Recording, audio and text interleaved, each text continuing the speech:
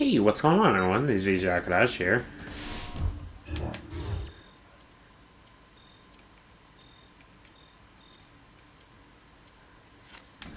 Welcome back to Metroid Other M.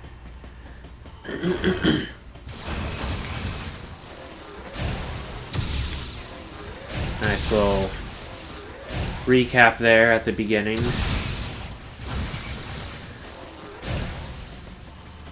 Previous episode, we had seen Adam Malkovich meet his end.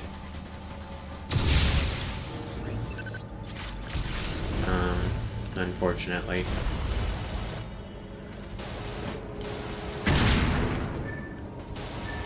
Pretty sad.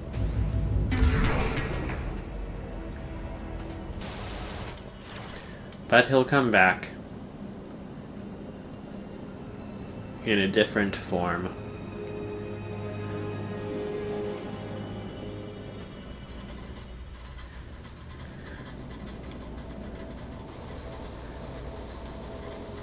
But you know, this is like...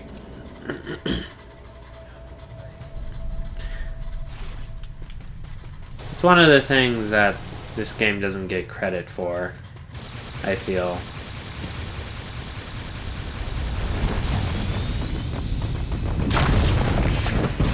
Which is that, you know, really do appreciate the fact that it put in the effort to, or it took it on itself to do the story of Adam sacrificing himself as detailed in Metroid Fusion.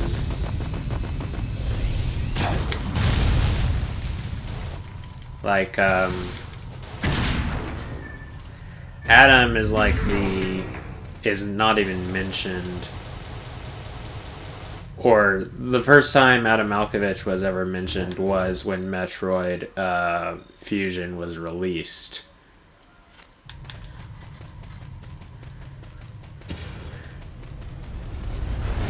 And so, and of course, that was also when Samus details to Adam's reincarnation in his computer form, which at the time the computer didn't know that it was actually the mind of Adam Malkovich.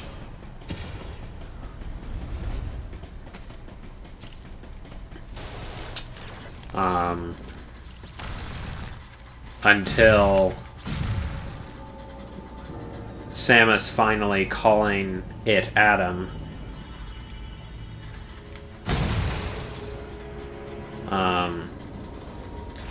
Which she hadn't called it Adam, she just like quietly called it Adam, or just, you know, called it Adam to herself.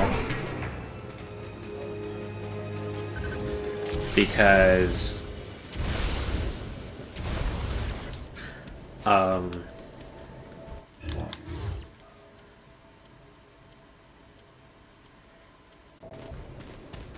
like she had called it Adam to herself because it reminded her of Adam. Though little did she realize that, in fact, it was actually the mind of Adam Malkovich uploaded to a computer.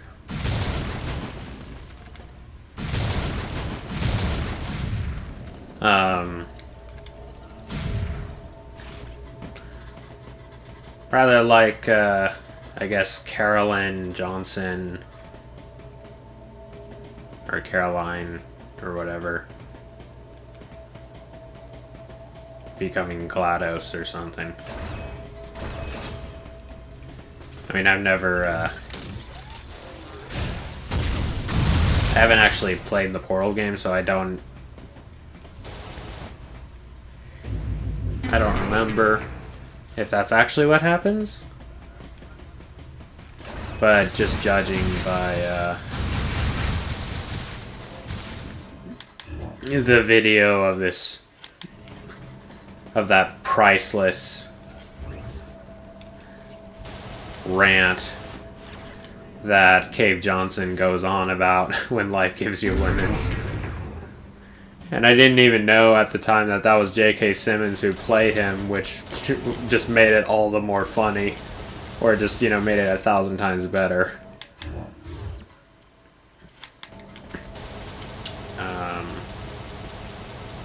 Let's see.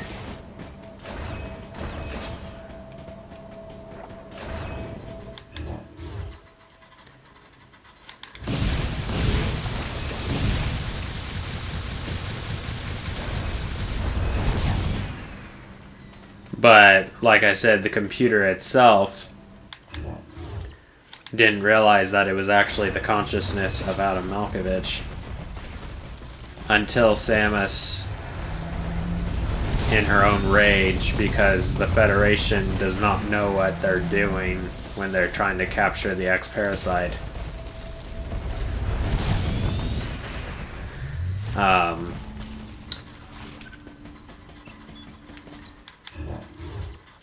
And they order Adam to confine Samus so that she doesn't stop their efforts. And she screams at Adam, which is also the first time, chronologically anyway, or release-wise anyway, that Samus has ever talked. Which is why, like, you could call the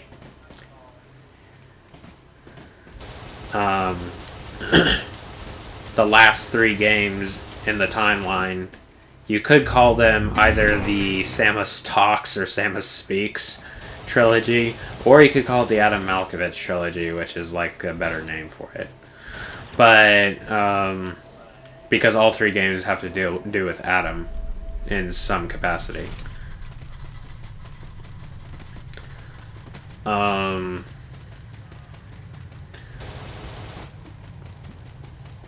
But like,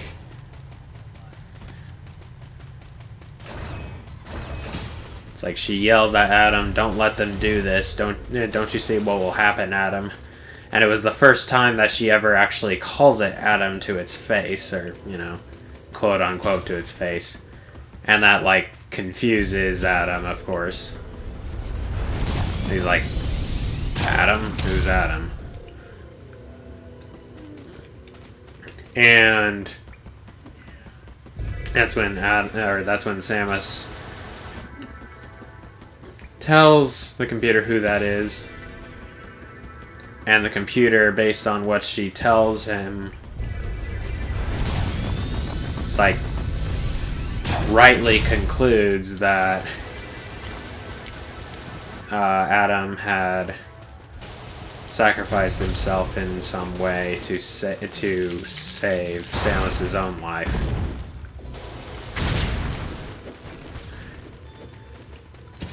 And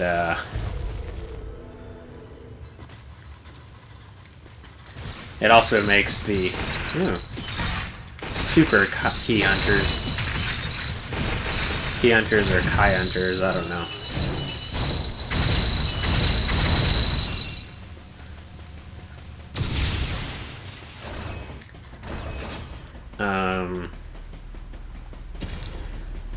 And also Computer Adam, like, makes the assertion that, like, when Adam chose who would live, he chose incorrectly.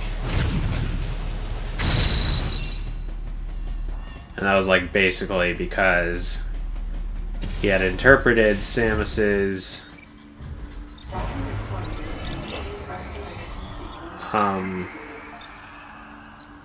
words or plan of how she was going to destroy the X-Parasite as, like, you know, you realize that your plan isn't going to guarantee the extinction of the X. It's like you would only remove the one obstacle from the galaxy's ruin yourself. But when she actually called him Adam, it basically triggered something. in the computer's processes so that it actually, like, it fully became self-aware. And it realized who it was because of somebody that its mind knew in its lifetime referred to it by name. And it's after that, like, because it becomes self-aware, it, like, fully realizes who it is and, like, actually becomes Adam in computer form.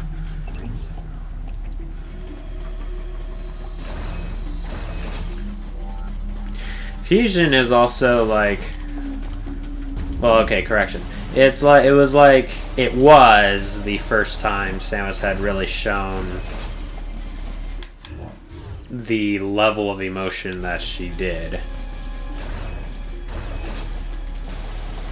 And I say was because, well, obviously there's this game. But also...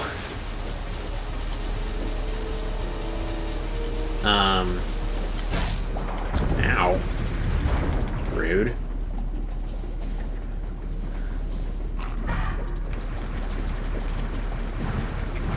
But then also, of course, there's that part in Dread where Samus just unleashes her fury onto Ravenbeak as she, like, fully realizes her Metroid abilities and, like, goes absolutely, like, Ultra Instinct or something on Ravenbeak, which is, like, totally awesome.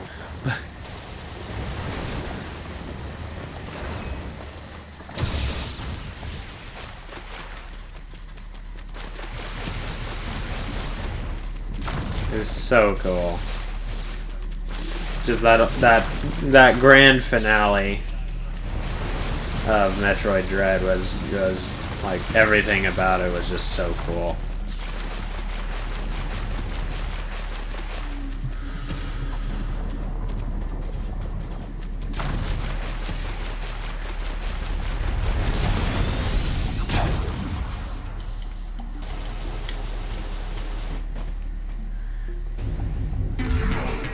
It's a part, okay. I can't really... Oh, goody. I can't really tell the difference between, like, the appearance of a part and... Ooh, nice. Like, I can't really tell the difference between the appearances of a part and a tank.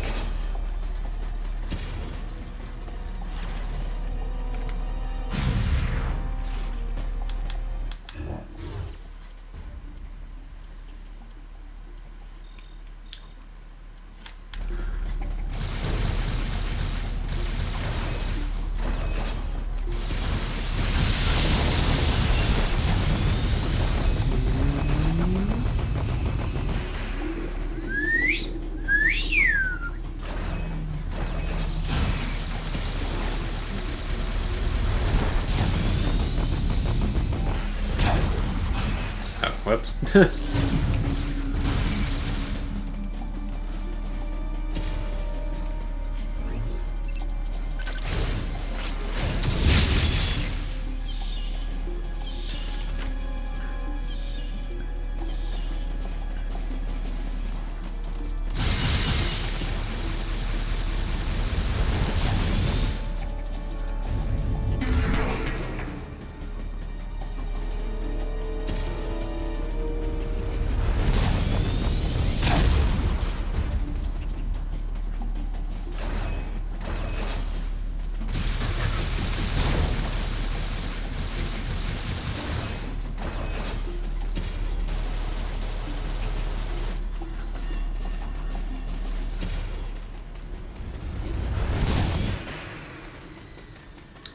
Also, this expansion right here was one that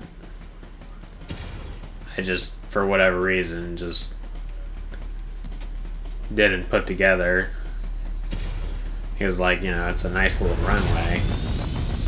But I never found this one. It was one of only two that I couldn't figure out how to get.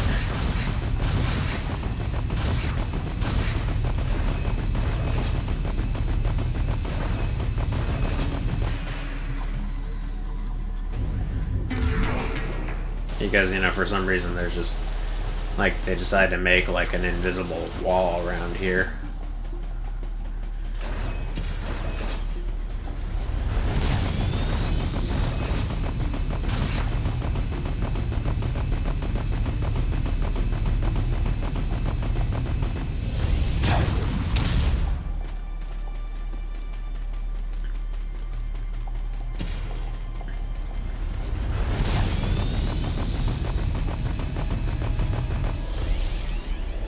Man.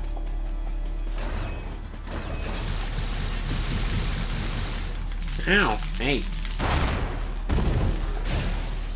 Rude.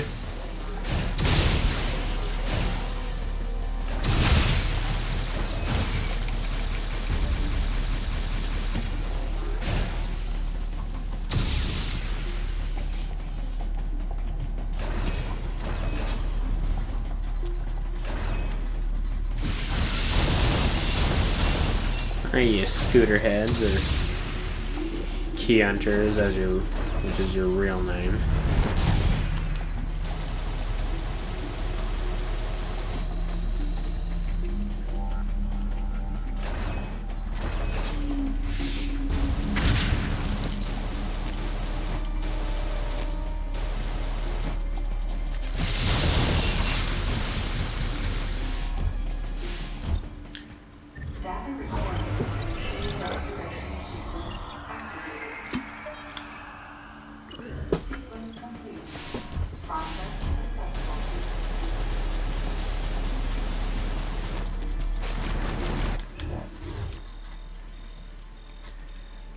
See, which one am I looking for?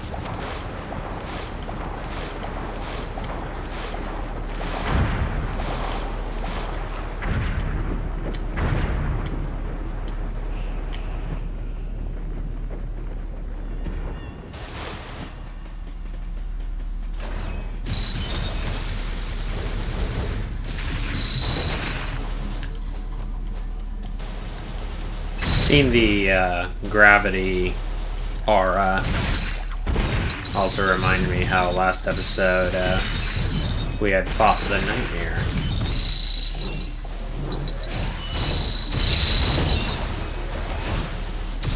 Which I just really love the boss fight, the nightmare, and also like both in this game and in its original concept and fusion.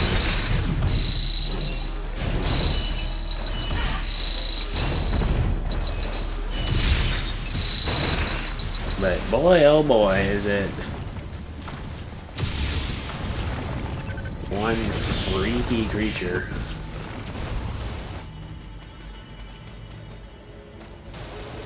Let's see, did I already get this one? I did.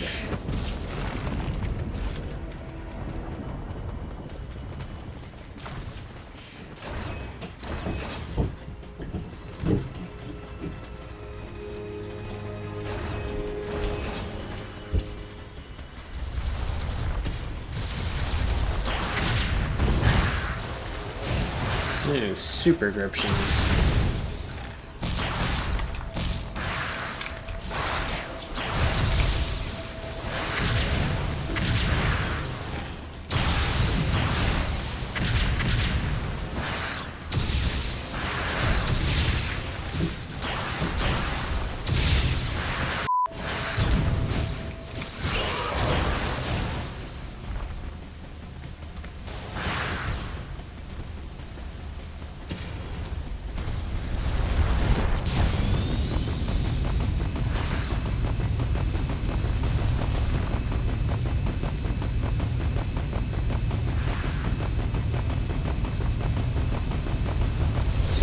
I already got this one, yes.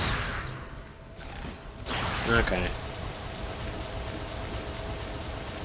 Catch me if you can.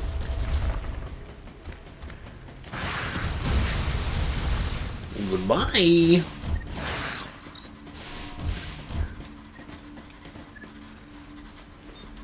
Oh.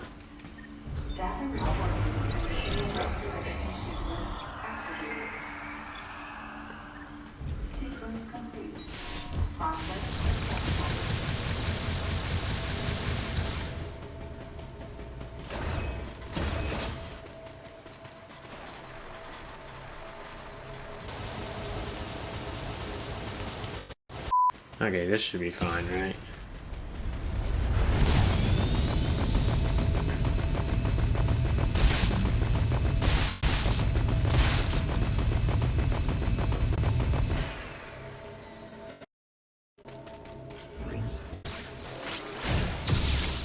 Alright.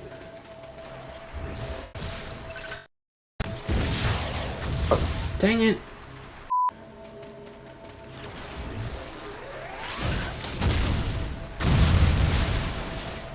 There you go.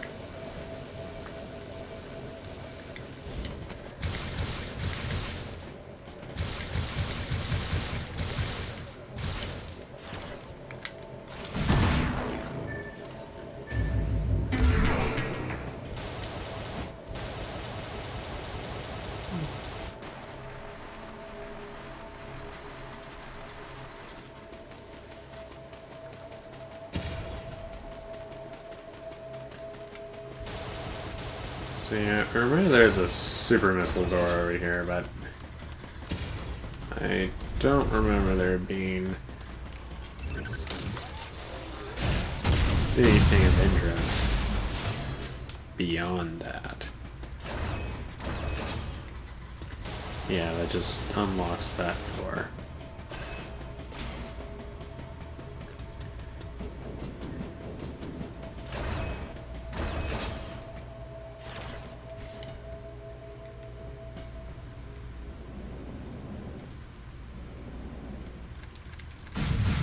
Okay. I've already checked that, I believe.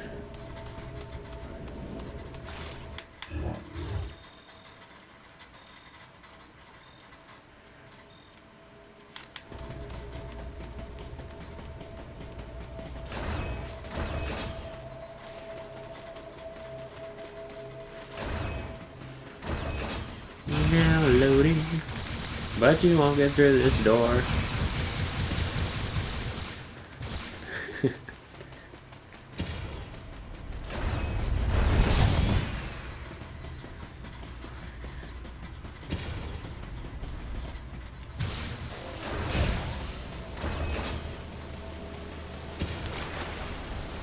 Drag Pixie, you're the one.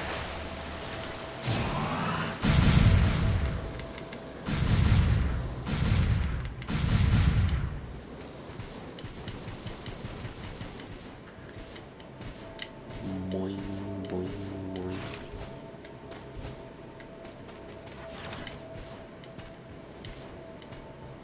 Needs to be a bit more of a field when I'm jumping around in morph ball mode.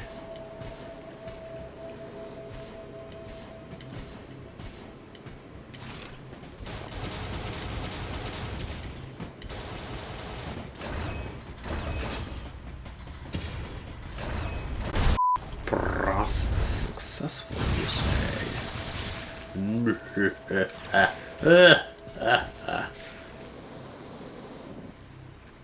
Yeah, this leads back to this place. Well, hey, I'm not complaining. Not yet, anyway.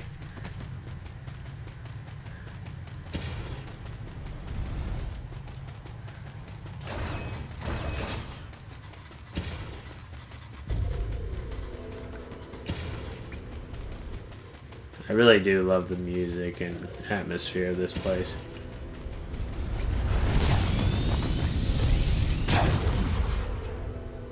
Yeah, I just noticed when her jets go off, there are particles going into the jets rather than out, which indicates that it basically works the same way as her charge beam. That it absorbs energy from her environment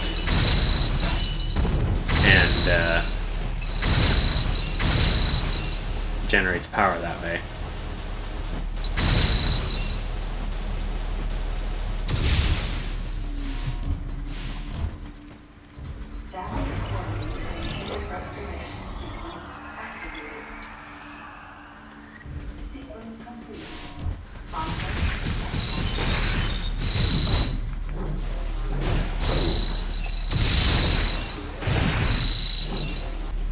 Hey, why you gotta be that way, Elgato? What have I done?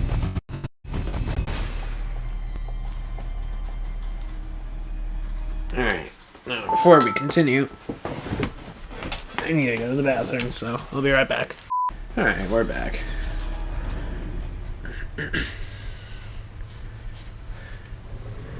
And the elevator, Vader, elevator, Vader. Oh. Ugh. Ridley's not looking too hot.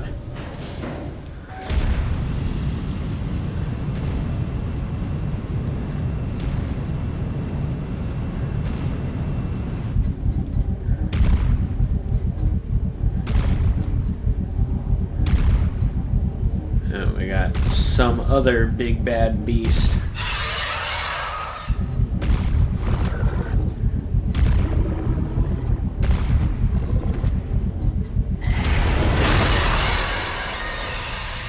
That's also huge and got Ridley.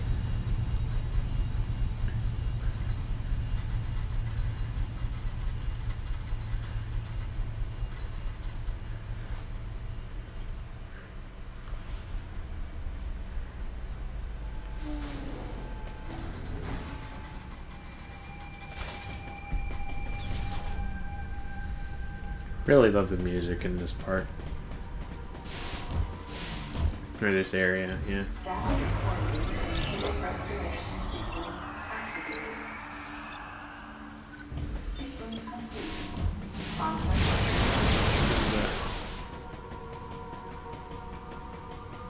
The bots are activated again.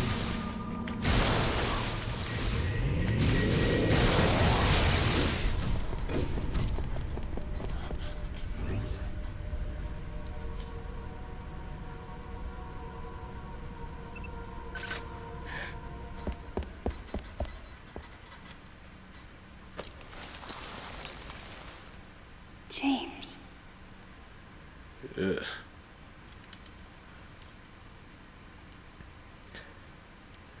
And remember there was that cutscene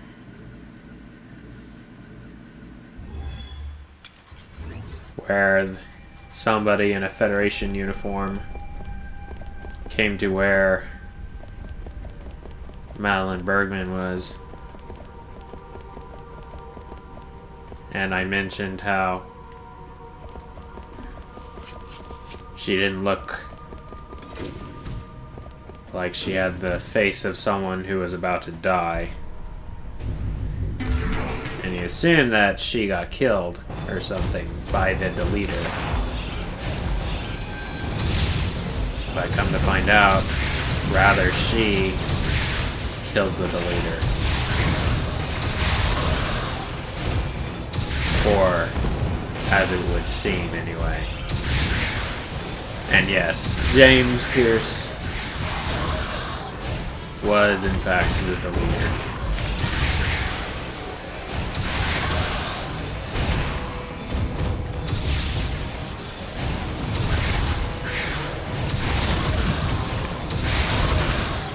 Also, this seems quite a lot of fuss for just a missile expansion.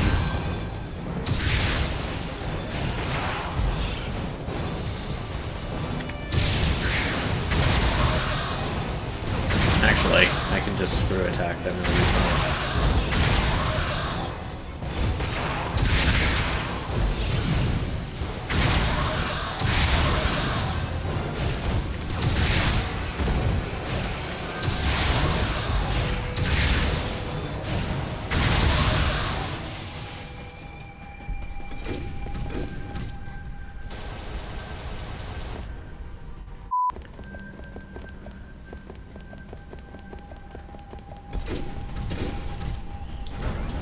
I have to say, this floor sounds very waxed.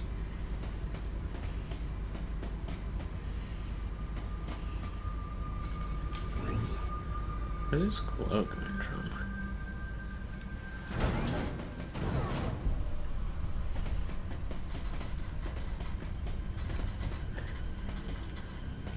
Also, I have no reflection. Ah.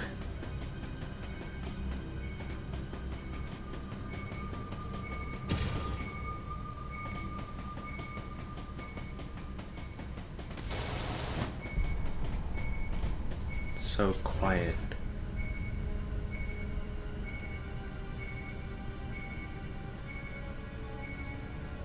Just the ominousness and loneliness of this part.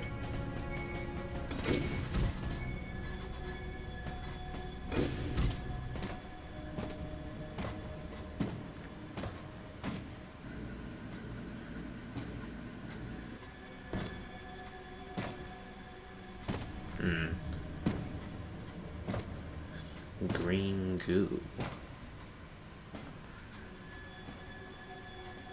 Maybe acid or blood. Ridley.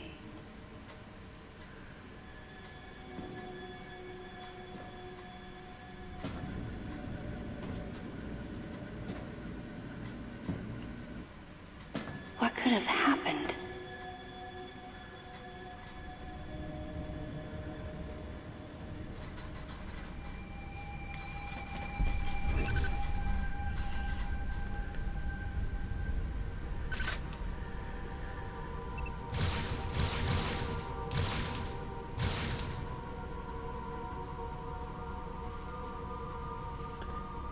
I have to say, all the different ways that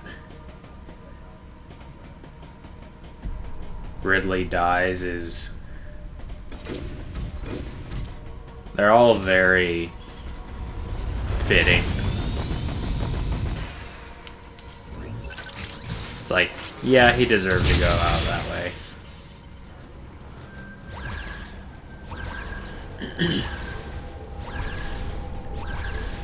Ooh. Got the old fiery rings like from Turian.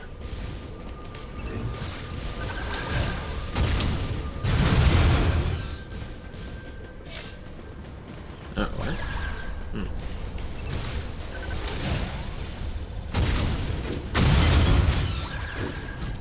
Okay, there we go.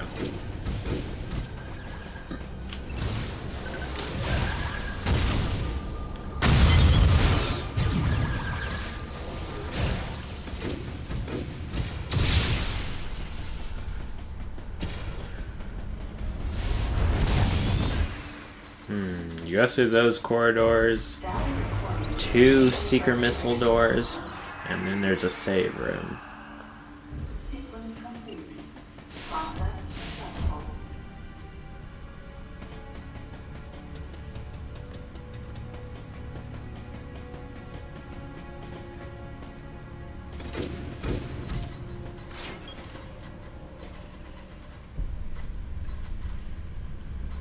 Room in MW.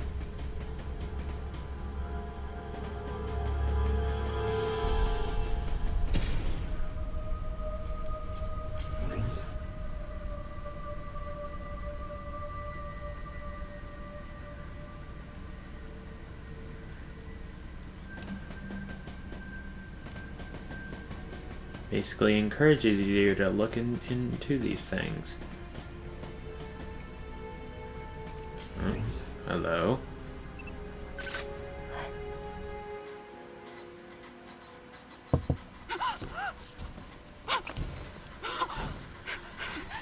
No. No. No. No, you got it wrong. Stay away. Stay away. You have to calm down.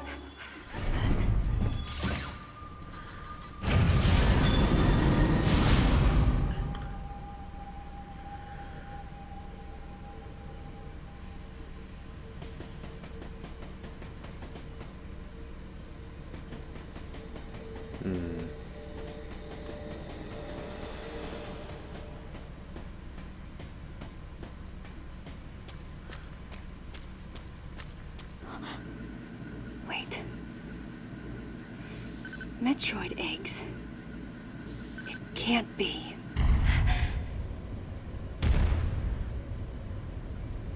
Well, then that huge monstrosity could be only one thing.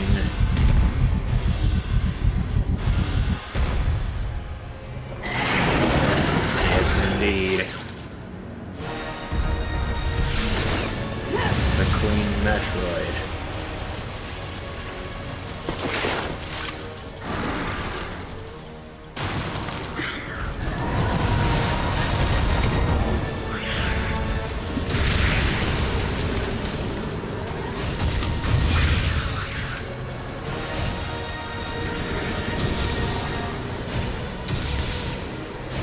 I love this boss fight.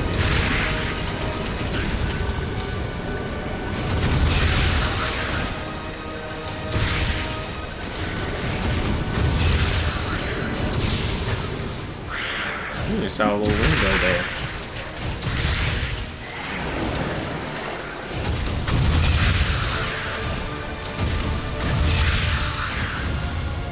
Oh wow, that's the fastest I've ever done that.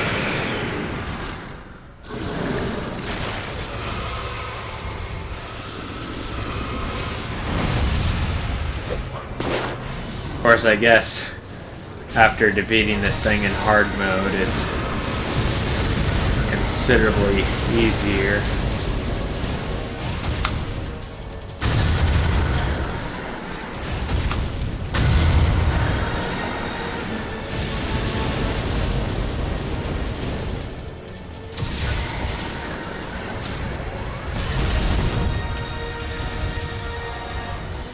Boy, you're a beast, aren't you?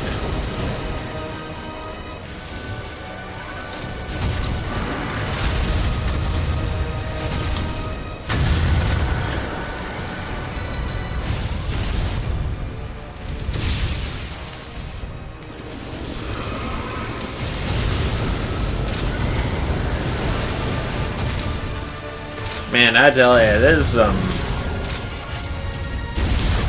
is some bad luck when, like, because where this Queen Metroid came from was actually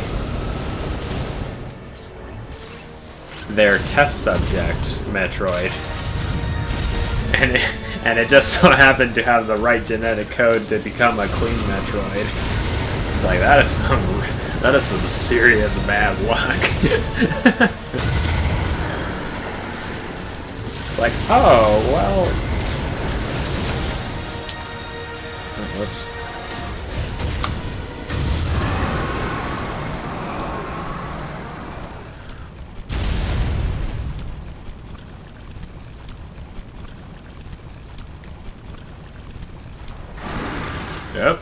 finished yet.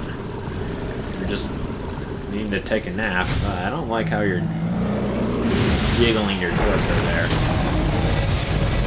This facility will intercept Galactic Federation orbit in approximately 30 seconds. This facility will intercept Galactic Federation orbit in approximately 30 seconds.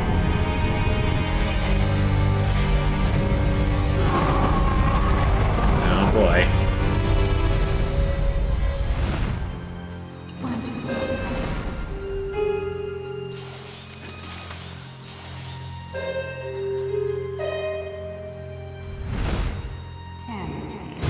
Die in vain. I don't think so. 5, 4, 3. Warning. Emergency brakes engaged. Brace for impact. Warning. Emergency brakes engaged. Brace for impact.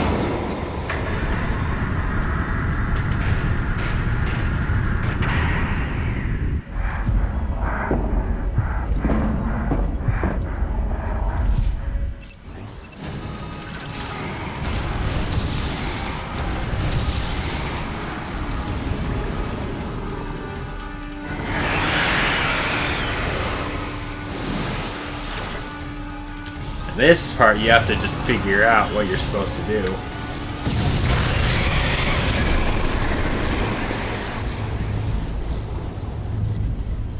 Partly just based on historical uses of the power bomb, namely used within the belly of the Queen Metroid in Metroid 2.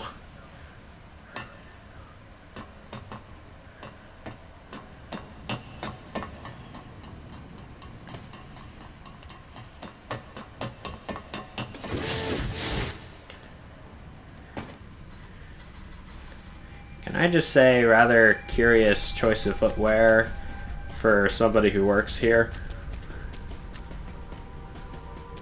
But, you know what? Whatever.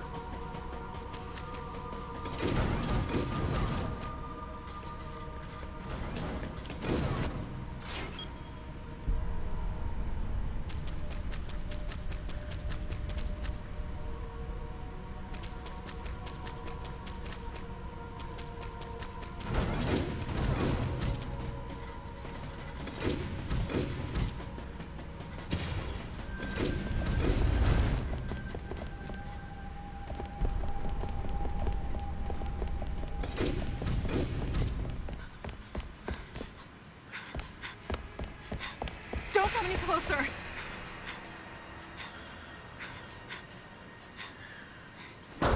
Don't come any closer. Stay away from me.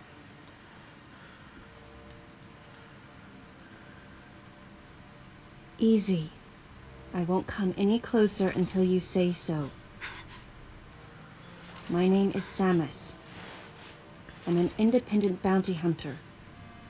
I know the situation here and I know how you must feel. I'm here to secure your safety.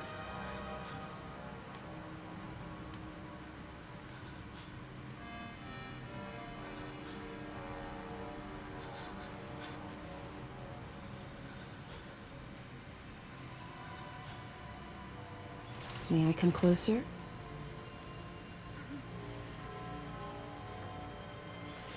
You gotta hand it to Samus. She's very What's your role at polite. this facility? I'm responsible for all operations. My name is Madeline Bergman. Huh? Wait a minute. I met another woman who called herself Madeline Bergman. What's going on here? Huh? What you met was Show some MB. ID this time. She's an android. Oh.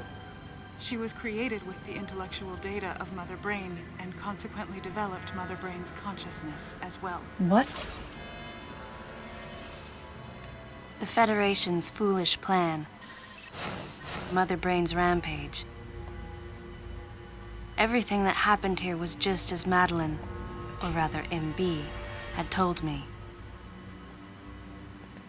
The person who sabotaged the system to stop MB's rampage and sent out the distress call had to be the person standing before me.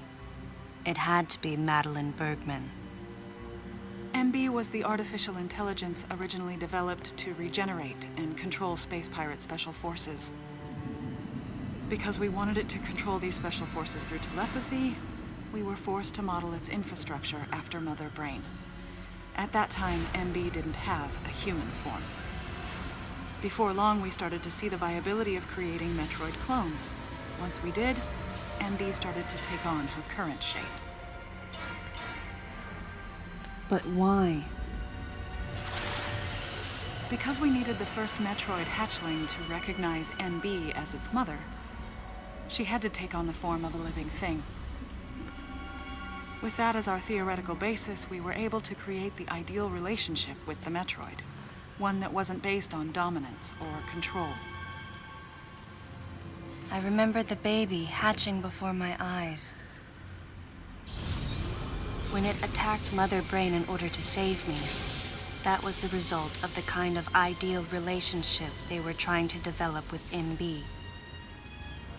They found the perfect means of control and started propagating Metroids in Sector 0.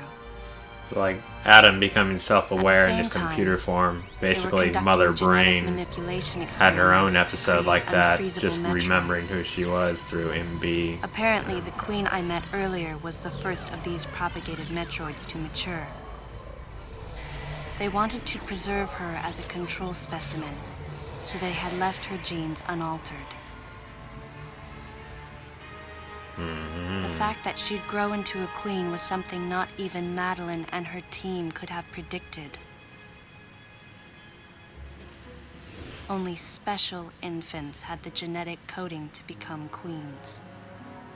Once our MB was in a human Part of form, what makes she Metroid excelled. a bit like As an interface these. between us and them, her skills with personal interaction humanized her to a great extent. If my theory is correct, this is going to be a groundbreaking multi-system for artificial intelligence. Her confidence was unwavering, and her ability to learn was greater than we'd expected. But then she developed emotions, then a nascent sense of herself. She began asserting her own thoughts, and her opinions began to contradict ours. It's quite typical for artificial intelligence to evolve as a result of self-analysis. However, there's no precedent for an AI like MB developing emotions. It's possible that her interactions with the Metroids Interesting. brought it about, but we don't know for sure. The newly hatched infant took to her like his mother. And perhaps at that moment, MB began to develop a soul. It was all conjecture, but the idea wouldn't leave my mind. And that was when we decided to alter her AI program. A human-like existence, but one without feelings. To make MB less than human, the researchers had to deny her that consciousness. I knew this, but in my heart, I felt sympathy for MB.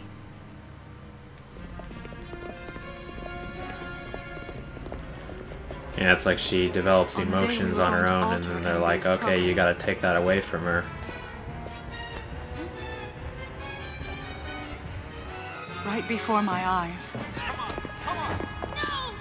I watched her being restrained. Stop! What are you doing to her? These orders are from above. Take her away. Wait! She reached out to me and asked me for help, but there was nothing I could do. What's happening? My presence that day caused a disturbing reaction in her.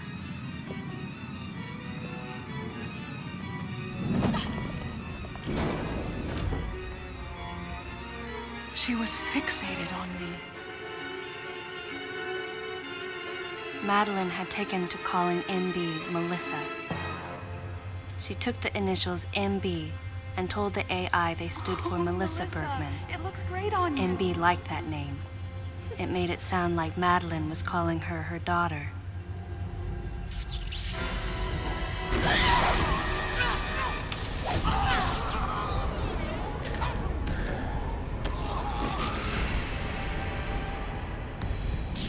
felt abandoned and hunted by that same Madeline, MB telepathically commanded the Special Forces to revolt.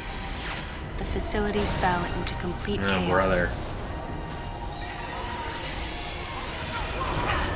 And suffered Imagine that, you widespread develop damage. emotions and then one of the first ones you ever feel is betrayal. MB was trying to get revenge on the Federation Army. And on us. It's possible all humans have become the target of her hatred. With the space pirates under her control, she was able to propagate the Metroids in Sector 0, even creating a Queen Metroid. She was well armed and planning her attack on the Galactic Federation. But Adam and I crushed her plan completely.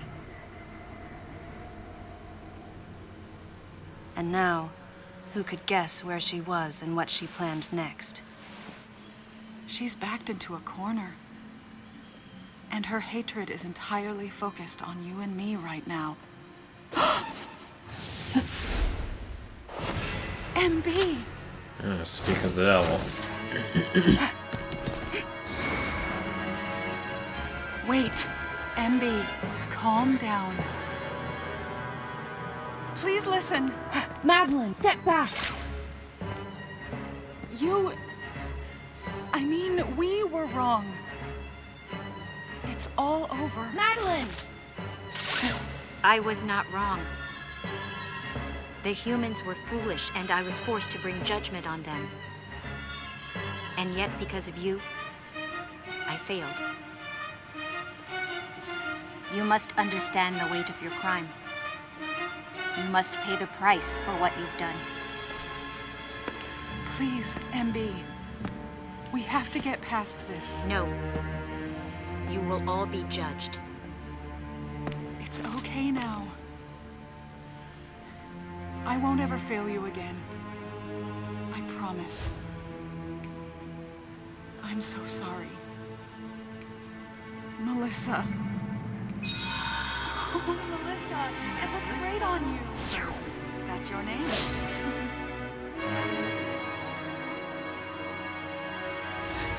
I don't know. She's an AI. She demands perfection.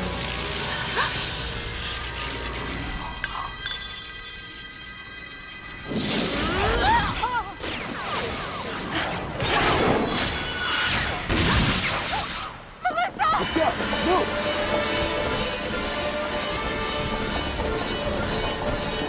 Wow, you guys just barged right in, huh?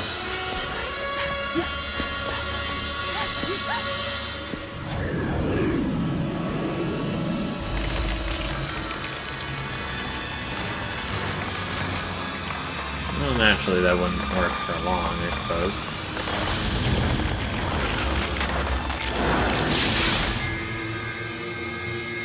Okay, now there's no way you're gonna calm her down.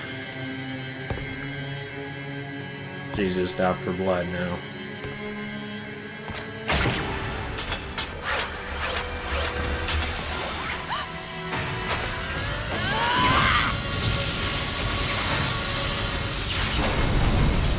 What's that sound?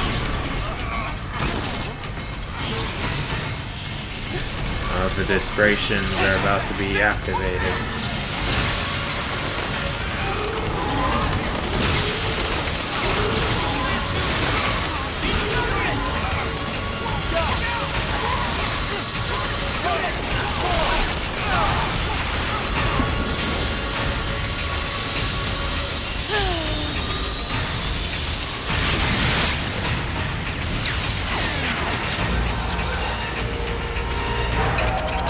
Not just them.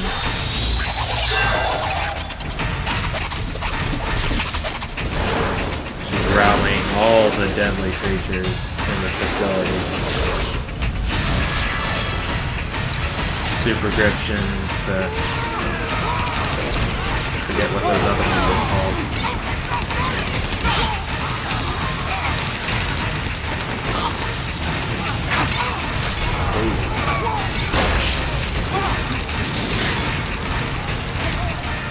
Madeline, stay close to me!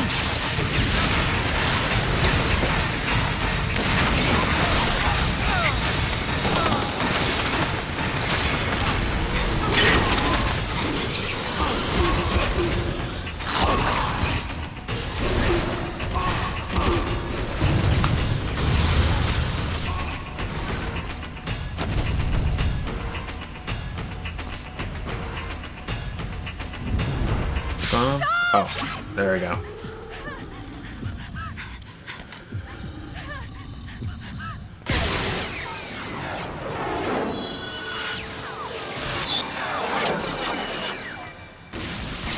He's very emotional, ain't she?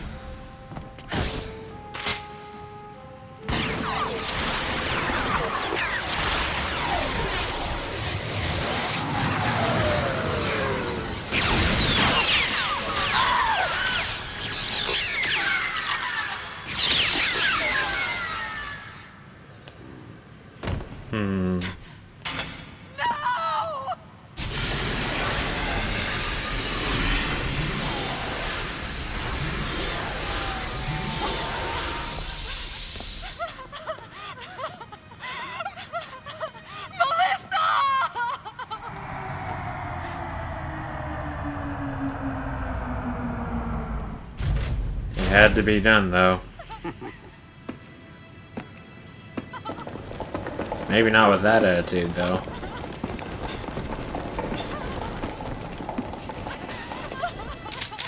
Stop! Don't move!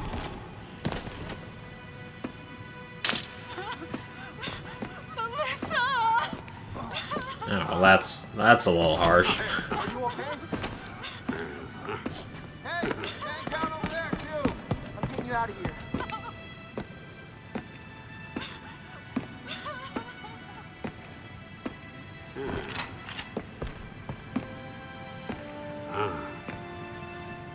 So, Miss Aaron, I heard what happened.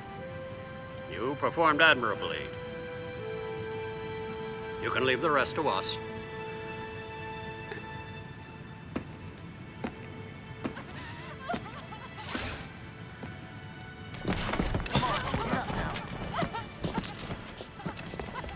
Madeline! Wait, Aaron.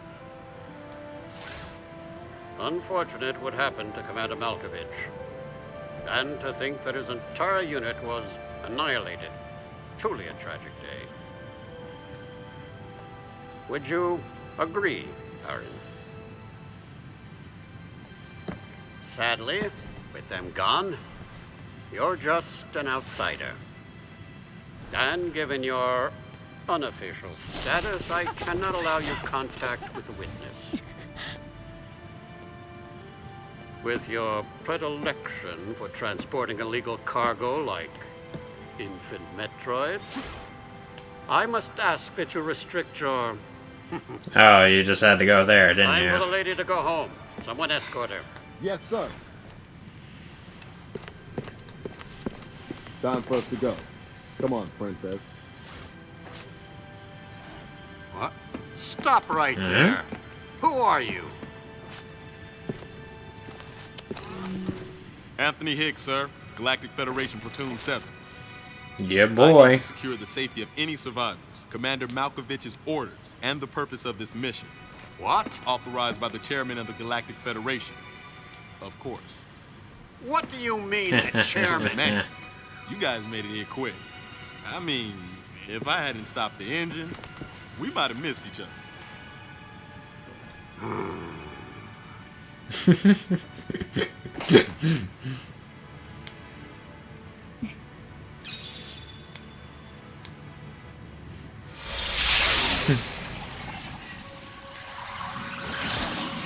That may be the only time you see Samus smile in this game. Something good can come out of something bad.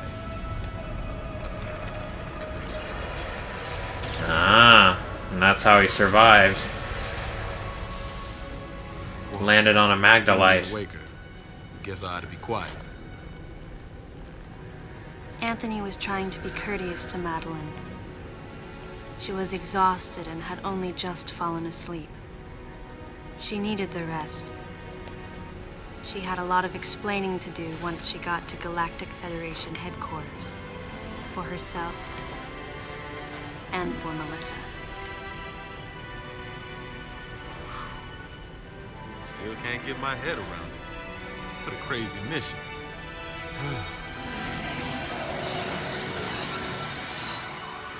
Anthony sighed as he muttered to himself. You'll get over it.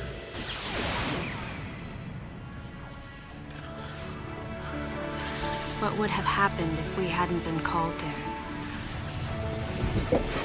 Might the furious MB have attacked the Galactic Federation and brought about its utter destruction?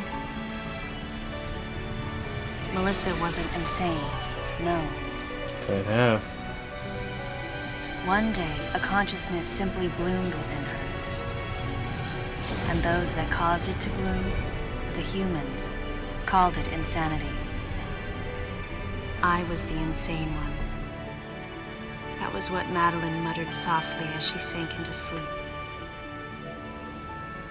The selfish conceits of humans drove MB to violence. It was their distorted perceptions and greed that awoke such fury in the fledgling girl's heart. Her thought was to punish the foolish and conceited. But MB could not complete her mission. As Melissa, she was defeated.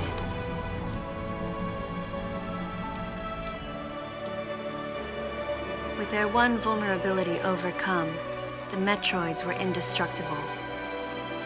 If some fool just following orders had taken the savage creatures to those who sought them.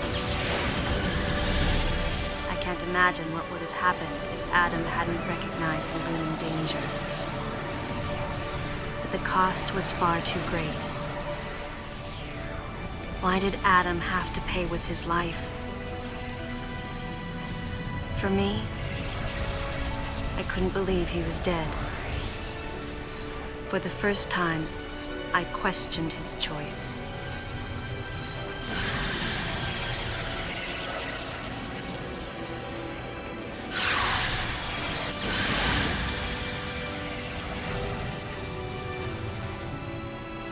No objections, right, lady? I heard Adam's voice in my head.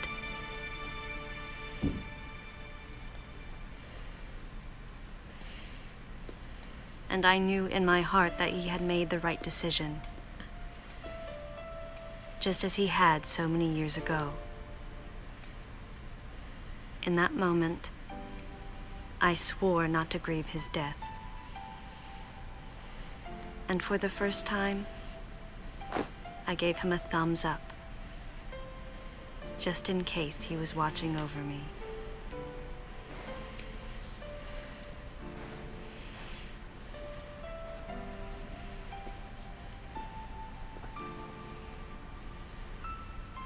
His amused expression looked as though he wanted to say something. His face and Adam's swirled together. That last smile as Adam drifted away.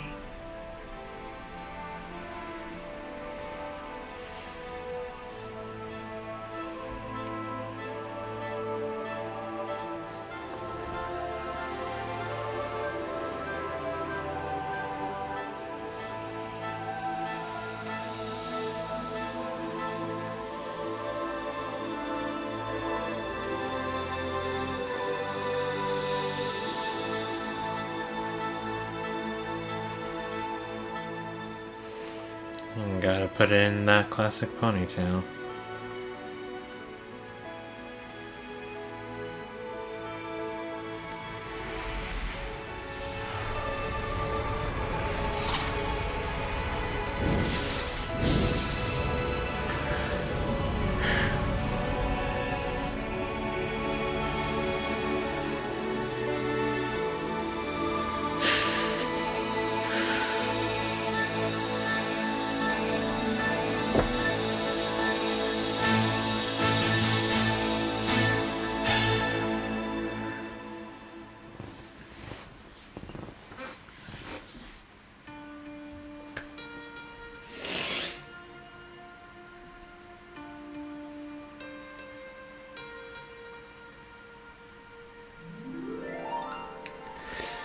Yes, that sound you heard.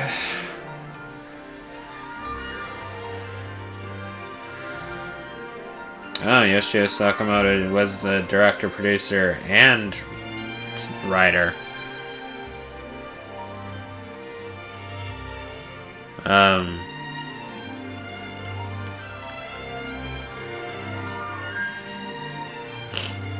Yeah, That sound you heard of like my breathing, that was the sound of me that was the sound of me crying.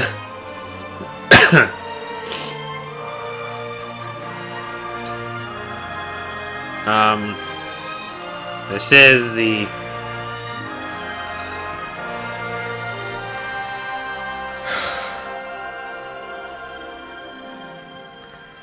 this remains the one Metroid game that has actually succeeded in making me cry at the ending every single time. And so it's like every time I get to the ending and like I'm just like, alright, let's see if I'll get emotional. And I do get emotional every time.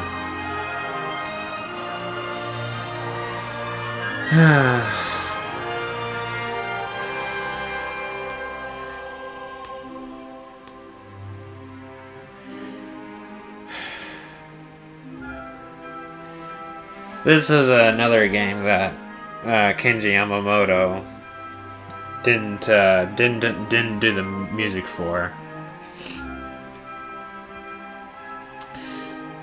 But the guy who did do the music,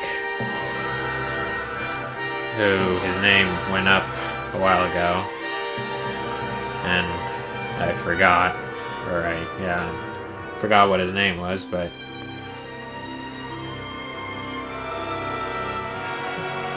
yeah, he did a good job. It's like a lot of the music in this game is just really beautiful. Especially that last track. Obviously I just think part of what makes that last scene just make me cry every time is the music at that part is just so beautiful and emotional. And just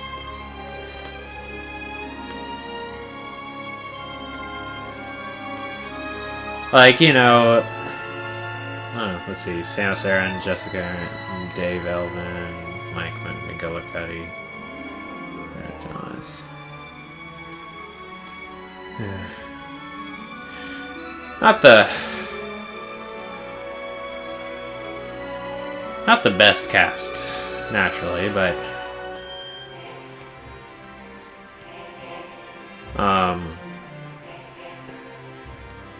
oh, motion capture studio. I didn't know that was actually involved.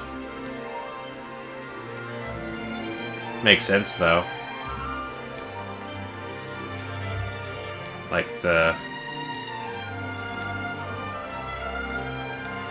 some of the movements in this game are just so fluid.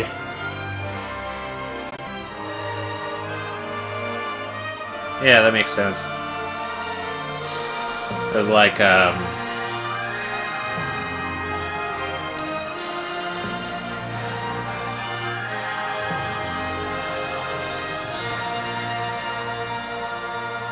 this end credits music is also pretty epic.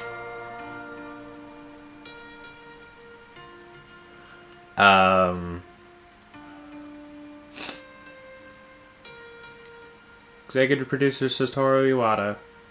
Rest in peace. Whoop. 2010. Yeah, this game is almost 12 years old. Ultimately, the decision was made to destroy the bottle ship. A mission that will most likely be carried out in the next day or two. I'm heading toward the bottle ship now. I'm going to rescue something that was left there. Something that can't be replaced.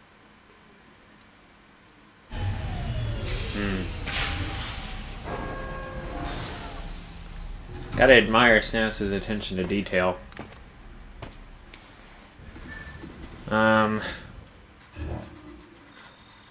Now you go through this game and every single you can now use power bombs. Heck yeah, baby. Oh look, stairs, and I can't use them.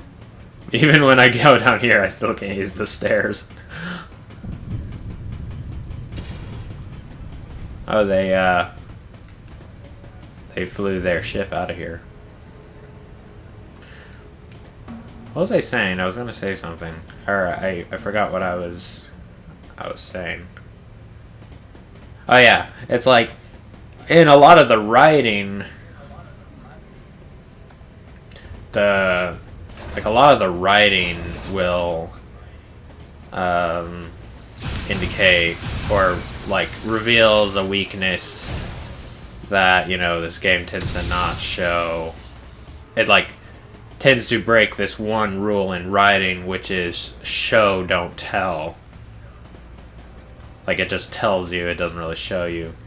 The music, on the other hand, does, I think, follow that rule. It does follow the rule of show, don't tell. Especially, you know, like, you know, those emotional moments, like, involving Adam Malkovich. Is just heartbreaking and...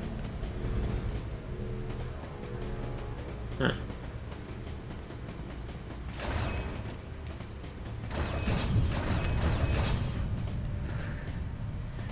Anyway, I'm gonna continue for a little bit, but first I need to go to the bathroom again, so...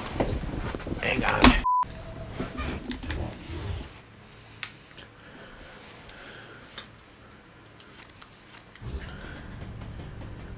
Wait, there's a secret in here?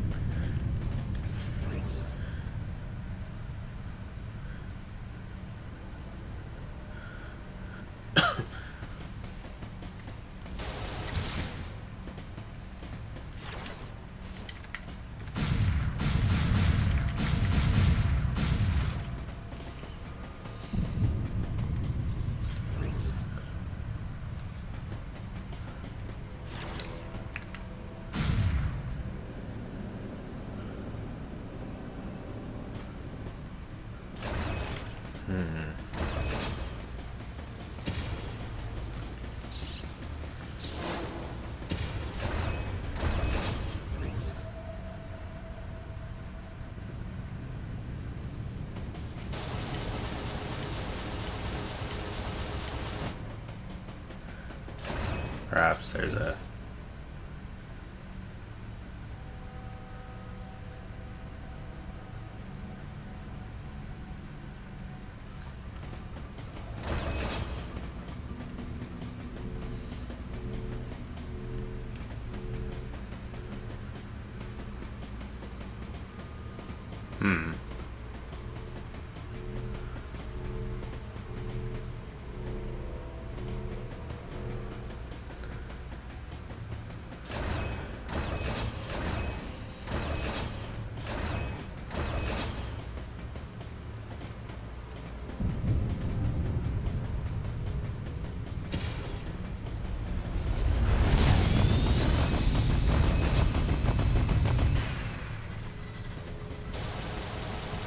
I didn't get this one.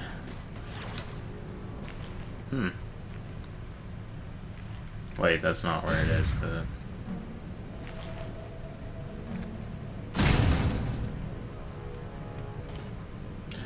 Or rather, not where the entrance is. Alright. Entrance, access point. You know what I'm saying. Right? Right.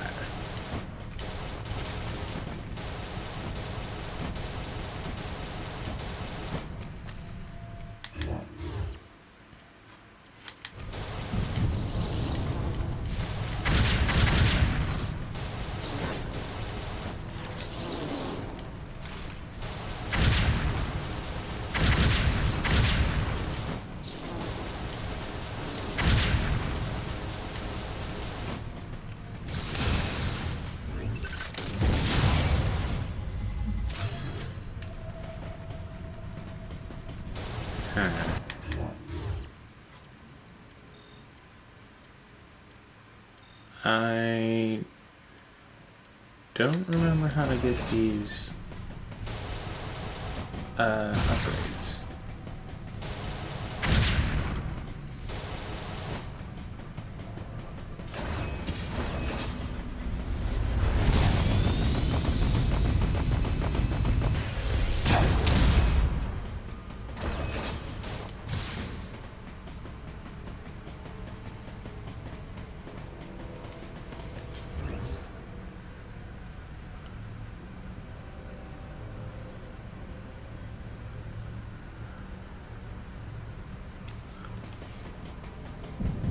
Okay, this is a long run.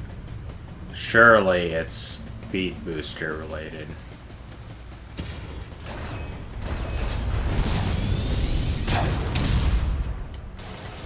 Aha! Except, dang it.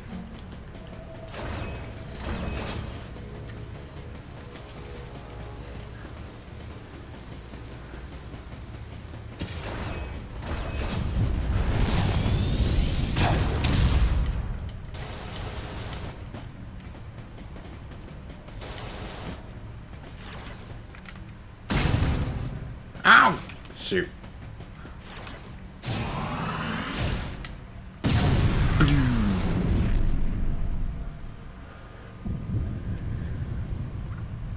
This game's, also this game's concept of the power bomb is, pretty unique.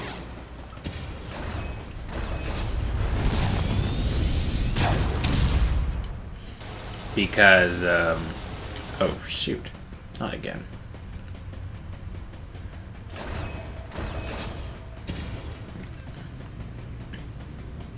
Because this is the one game where you have unlimited power bomb ammo.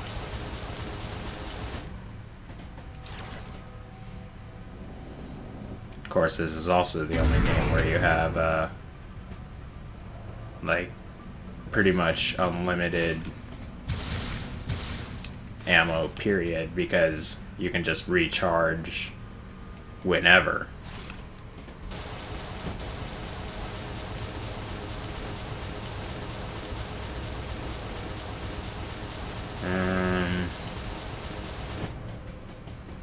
Okay, that takes care of you, but what about you?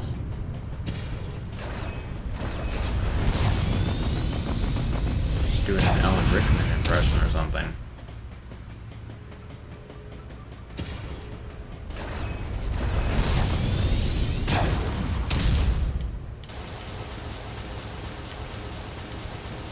Oh, it doesn't let me do that.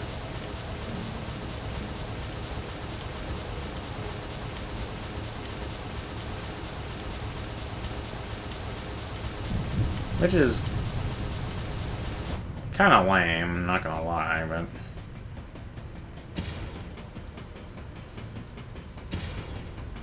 could be worse.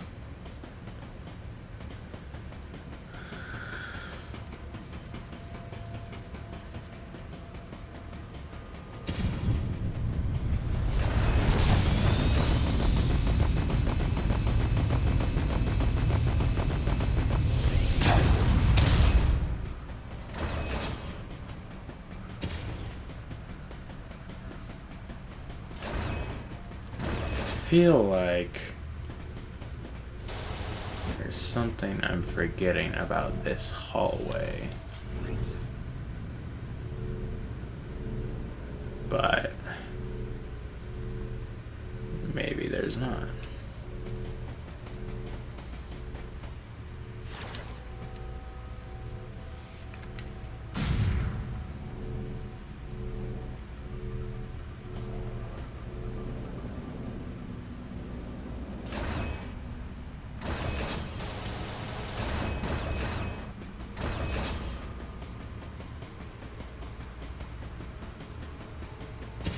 I'll get back to it, I suppose.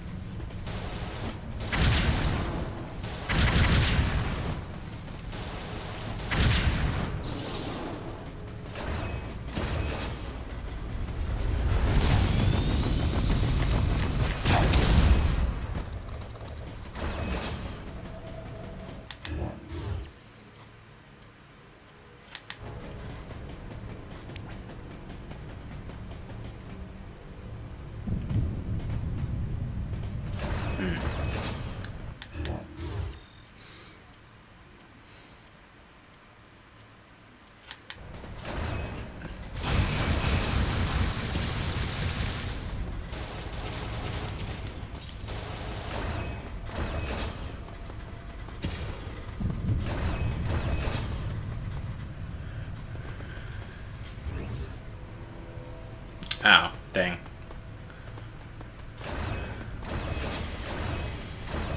Thought perhaps it would,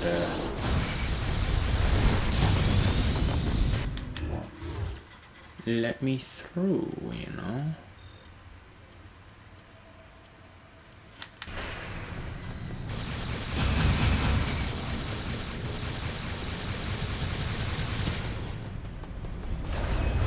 I don't know, I still feel I'm missing something.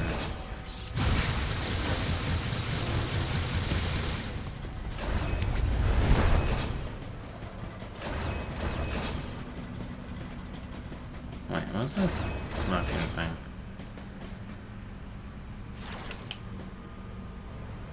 Oh, is that a radiator? Uh-huh. Oh. I'm so glad that I went back for that.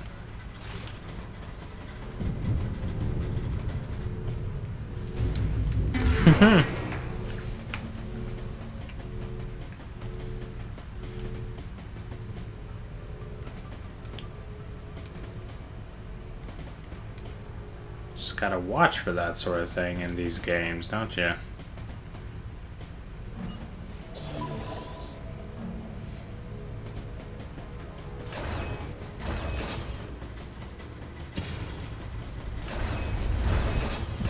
It is also the only game where there's post-credit gameplay.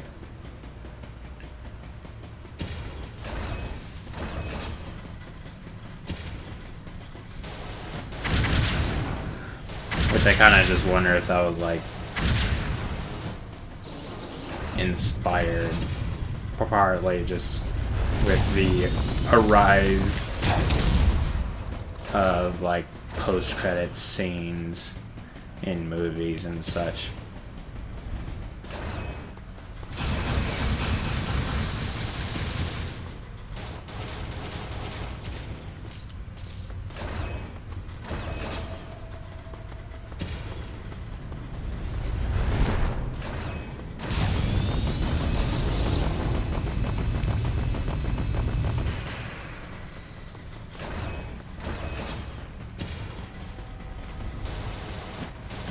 Oh, man. See, this room's quite, yep.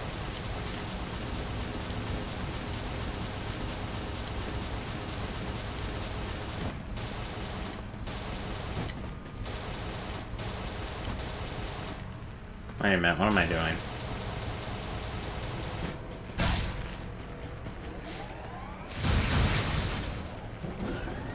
Lol, going up.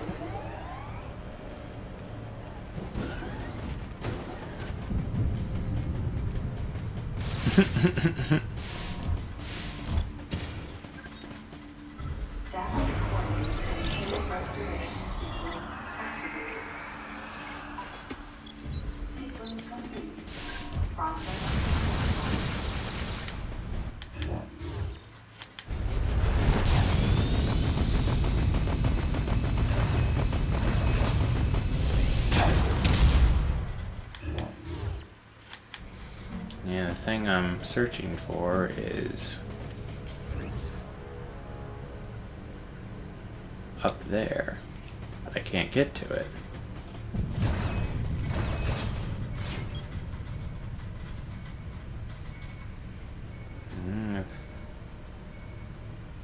It's a Desbrachian capsule.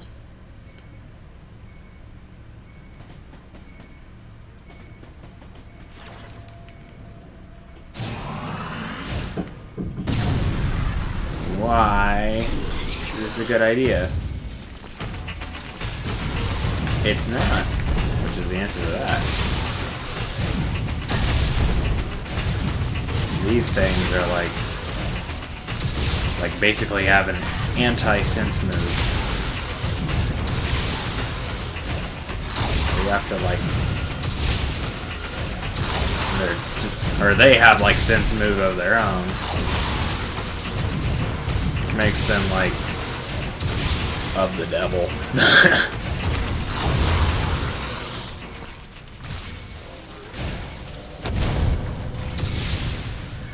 Whew.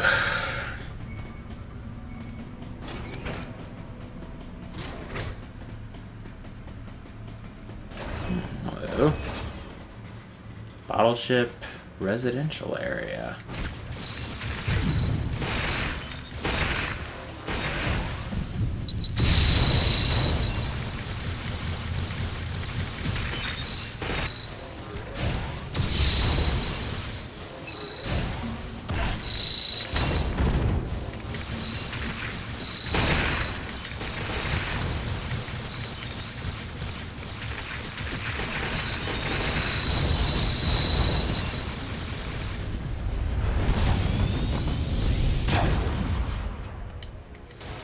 For some reason, that this expansion in particular took forever to figure out how to get up there, and I'm like,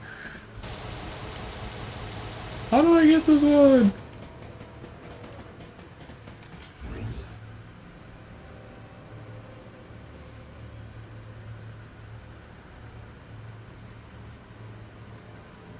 What am I looking at? It kind of looks like some kind of tramway. But there are no trams or anything like that on this battleship. None that I can access anyway. Hey, are those words? Those look like letters.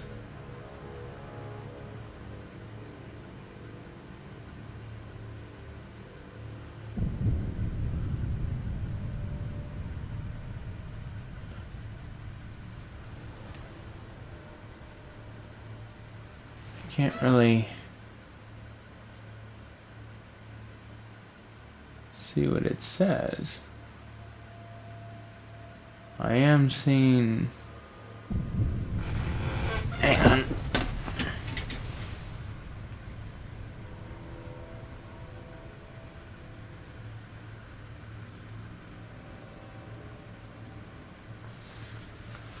Oh, wait.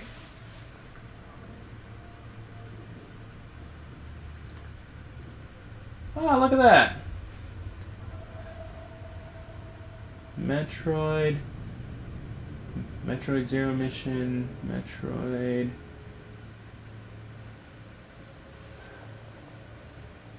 Other M, Metroid Zero Mission, Metroid Fusion, Super Metroid, Metroid 2.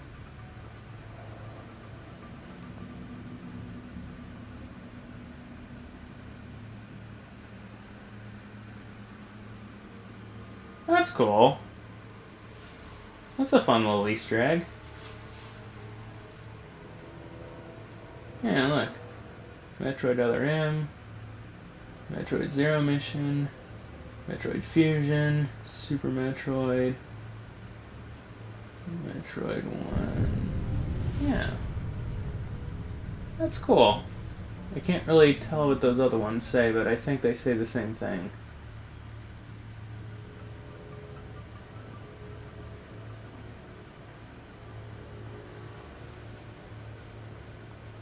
Yeah, they say the same thing. That's cool.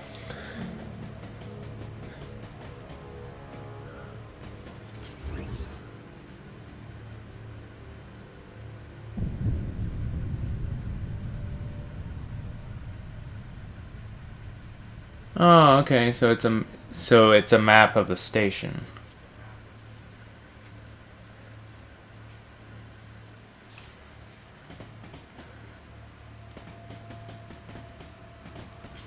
That's cool. I never actually paid attention to what that thing said. That was neat. That was a very neat thing to find. Also, neat sort of thing to find, just a residential sort of thing. It's like, oh, okay, so this is where they all stay. I wonder if these apartments are cozy. I hope they are.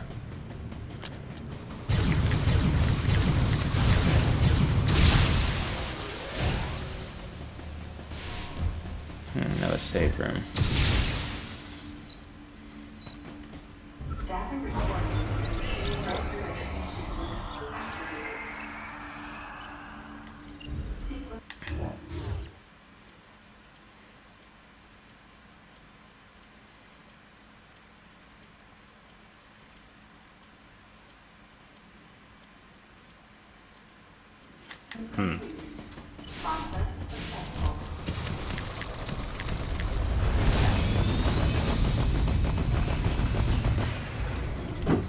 This leads to Sector 2, I think.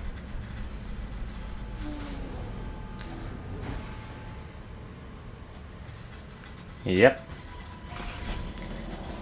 Which means, if memory serves me, there's another Desbrachian right there. Yep.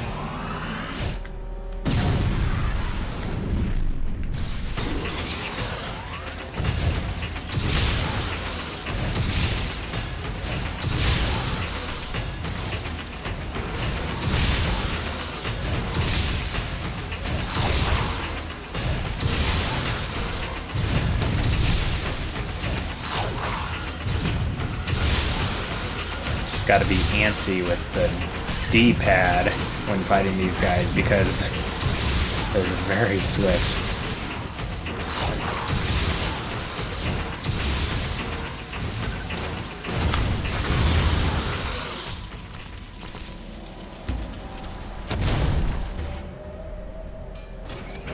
Die, you spawn of Satan.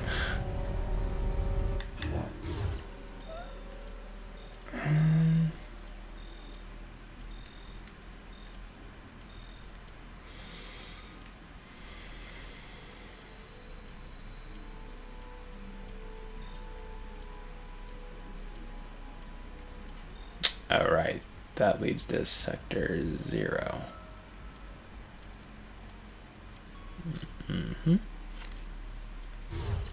Except I think that's all blown up, ain't it?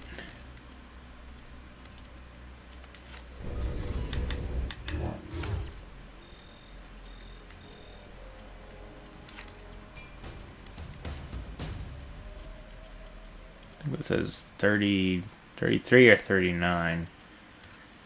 68%. Main sector 84. 79% sector 1. Sector 2 85.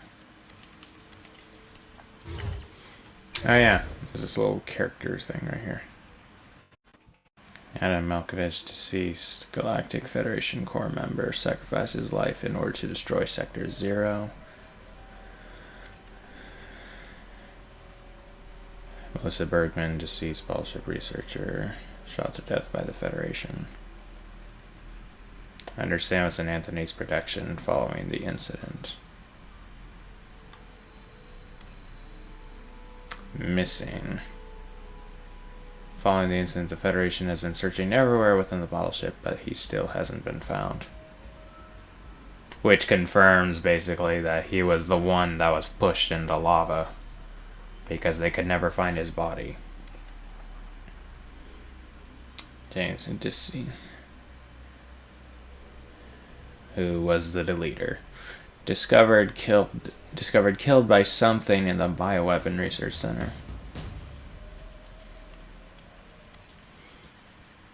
Found killed in the vicinity of the exam center in Sector 1.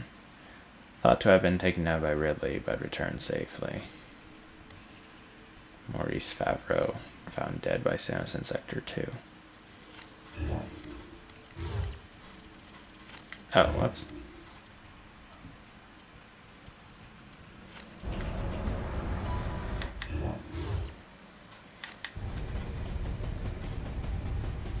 I don't think there's anything more to see in Sector 0.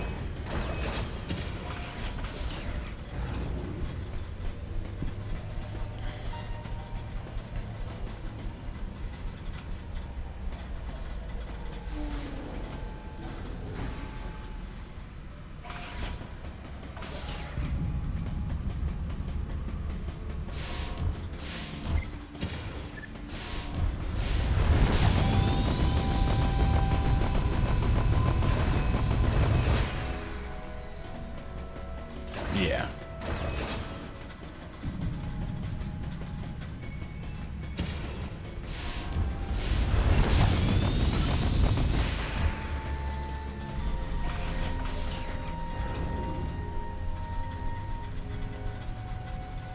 The music there is a little haunting, actually.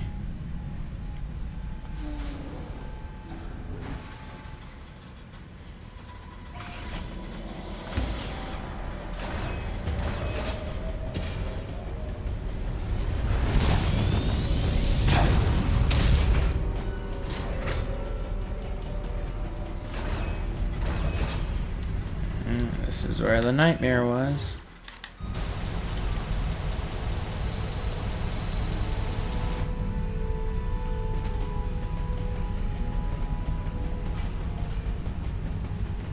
And they've,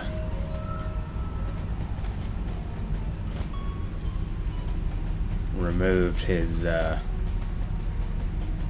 body, as it were.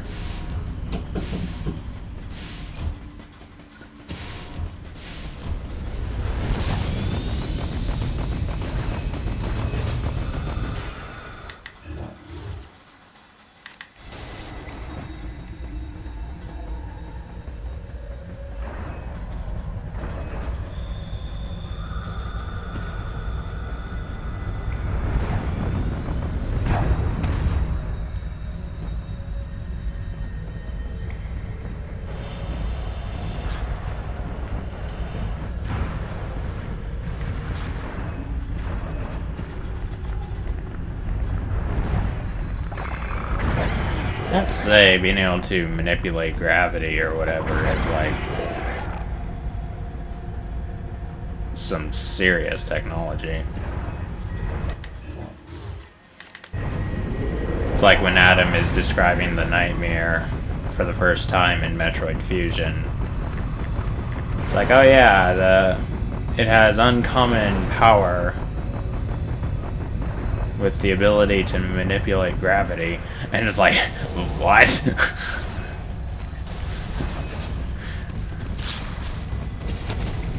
But also just these areas where but it's like also these other areas where it like reverses gravity on you, or it creates super gravity.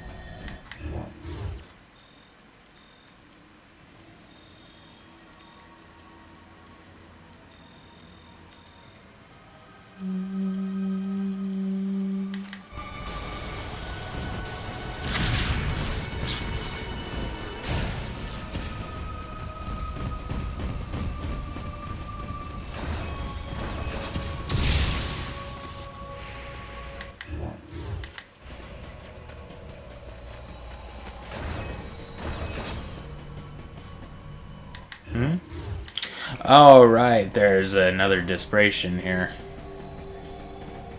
Alright, buddy. Wakey, wakey.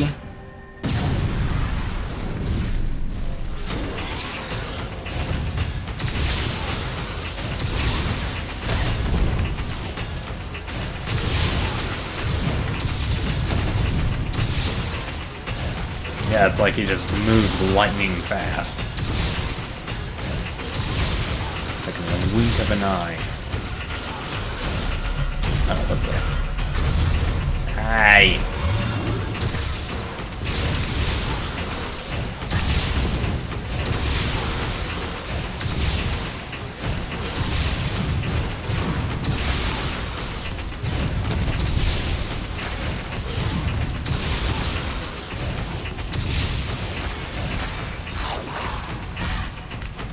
Oh boy.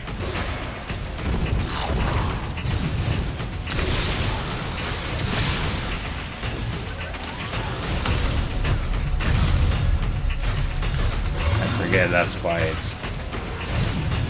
You gotta make sure you hit him on time or else. This guy's giving me the business. Oh boy.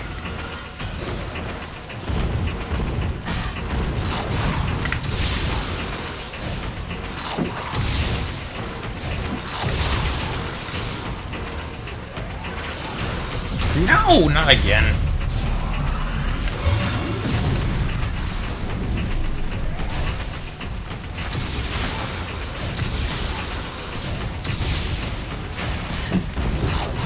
Dear me. This guy is really giving me the business.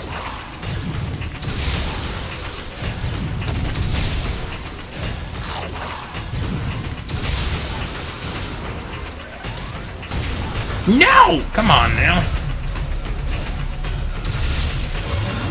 You tricksty son of a gun. Oh boy.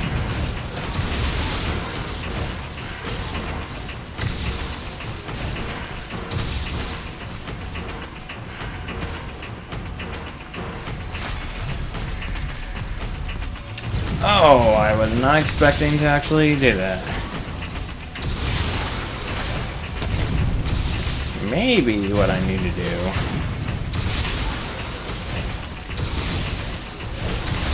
it's like, it may be that he's just too quick into getting back into his shell. So maybe what I need to do is just be primed and ready. What the heck? Whoa! What the heck was that?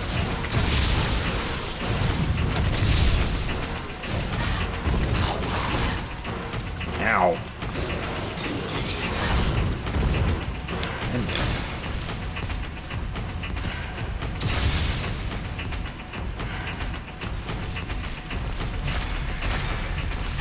No! Oh boy. Like those first two, I was able to handle pretty well, but this one, man. He's just punished me.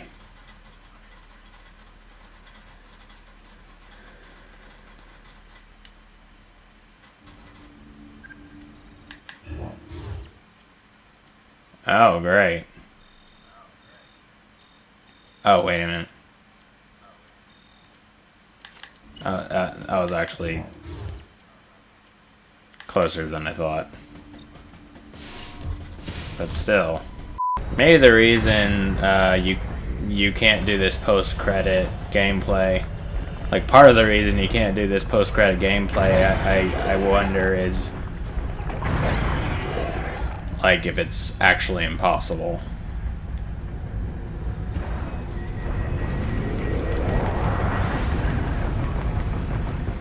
Like, maybe you could fight a single Desbrachian without dying. But it would be extremely hard to do. Like, okay, did I specify I was talking about hard mode in this game? So yeah, in hard mode, you only have your default energy. No energy tanks. No missile expansions.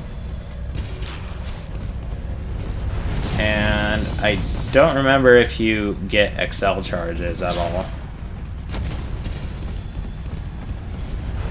But that may be the only pickup, like the expansion, if you will, that you're able to collect. But I don't remember.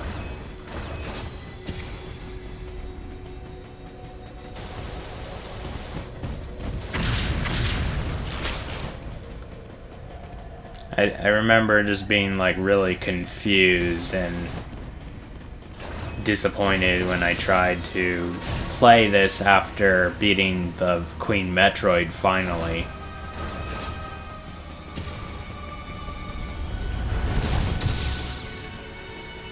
And then and then it just takes me back to the main menu and I'm like, what? Huh? And then I just log back, or not log back in. I load the file again and it just takes me back to the save before the Queen Metroid. And I'm like, what? So then I just look up, wait. Like, is there actually no way to like I was just, you know, looking up the hard mode, and it's like, yeah, sure enough, the post-credit gameplay does not exist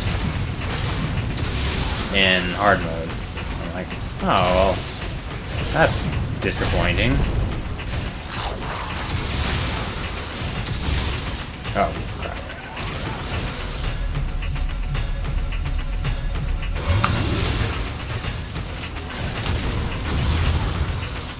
Oh, hey, I actually got him. Ow.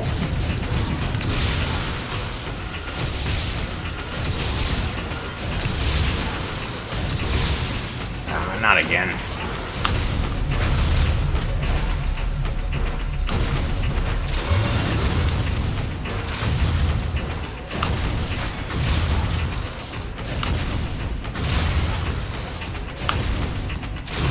Gotcha!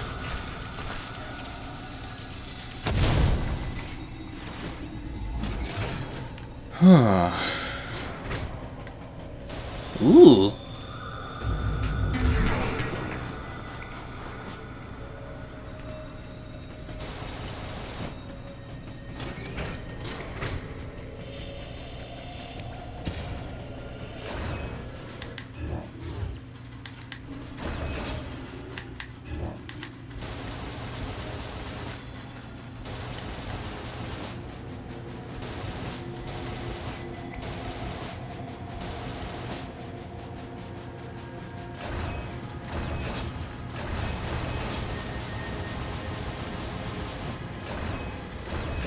I think probably the biggest flaw, though, in the story of this game is that it's hard for you to actually, or I guess kind of the giveaway for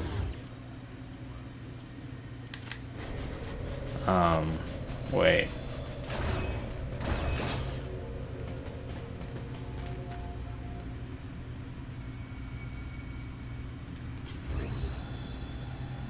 Huh.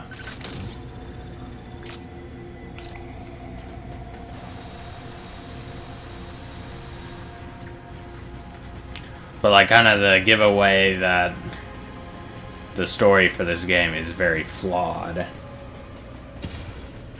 is that it's extremely difficult to actually describe to somebody what the story is or what the game is about.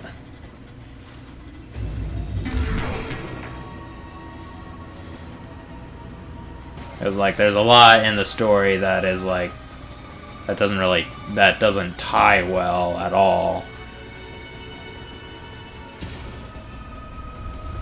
Like it doesn't really seem to connect at all in some instances. It's like you're like, okay, so wait, this game is about Samus's relationship with Adam? And it's like, wait, so the bad guy is the deleter. No, the bad guy is MB. No, the bad guy is, you know, A, B, and C or whatever. It's like, wait, so who's the real villain in this game?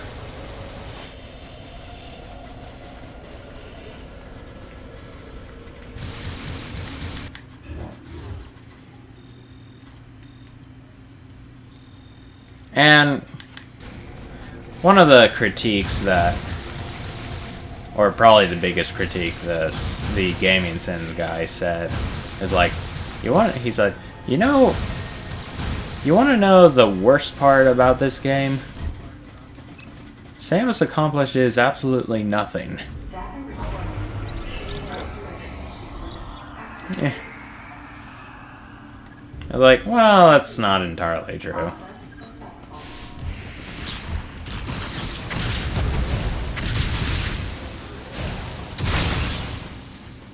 I mean, sure, what she did accomplish wasn't nearly as, you know, grand as, like, you know, destroying Dark Ether or destroying Phase and defeating Dark Samus or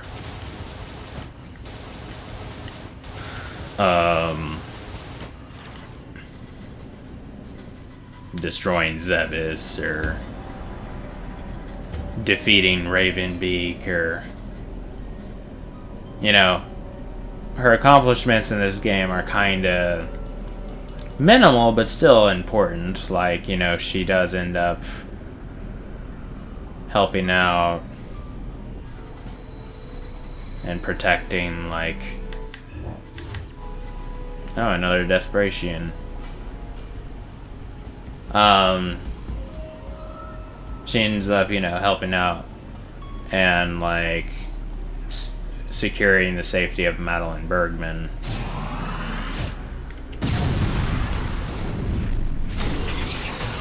Which, you know,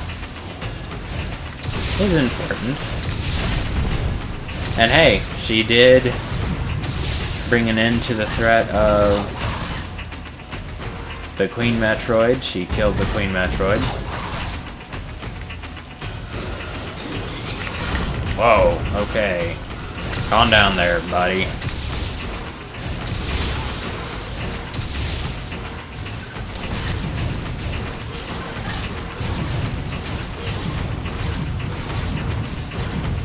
Okay. Maybe I shouldn't do that. Ow. You suck.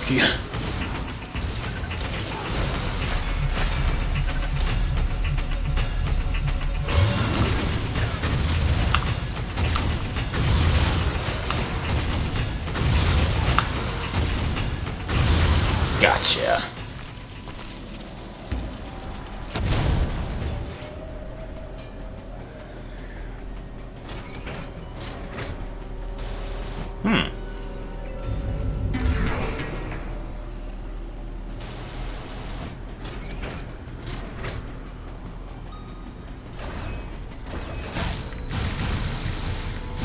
But yeah, if you were guaranteed to get that much damage every Desbrachian fight, then yeah, there is no way you would beat the post-credit gameplay.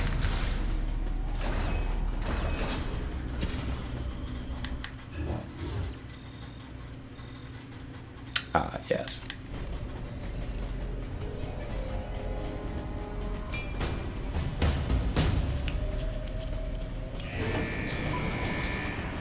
You know, Samus's accomplishments in this game are like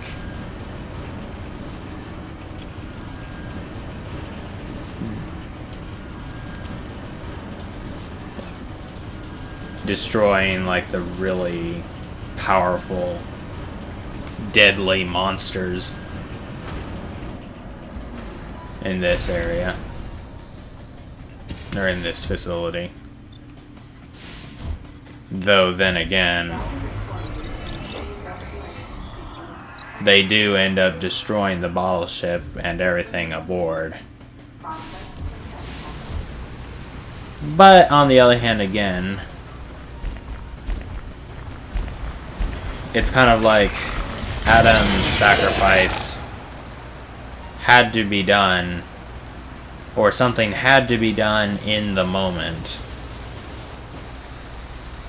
Though if there was no immediate threat, then it would have been pointless.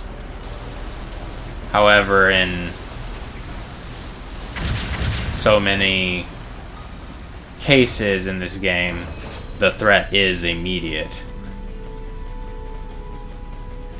Like the Queen Metroid, that was an immediate threat. Ridley, that was an immediate threat. The Metroids in Sector 0, that couldn't be frozen, and MB launching the attack on the Federation. that was an immediate threat.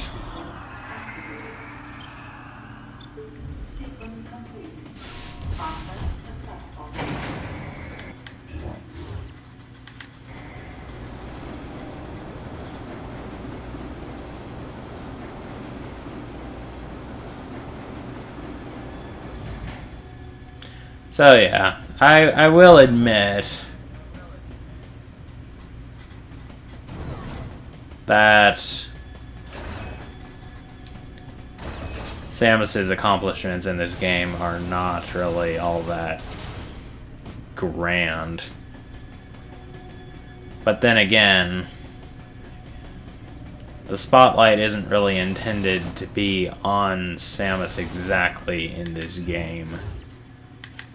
It's kind of meant more to be on, like, Adam Malkovich.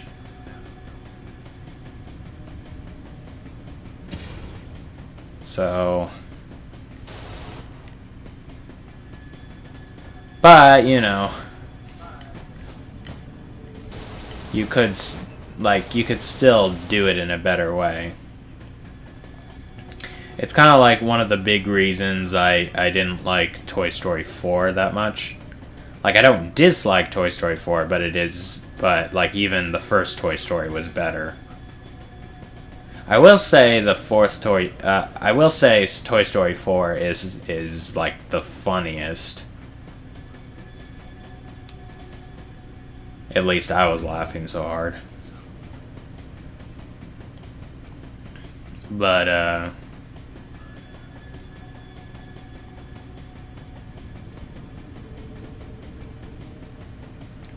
here we are.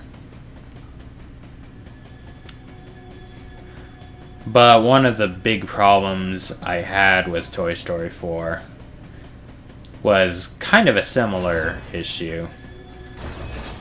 Which is that... So that... just so the focus was on Woody and Bo Peep,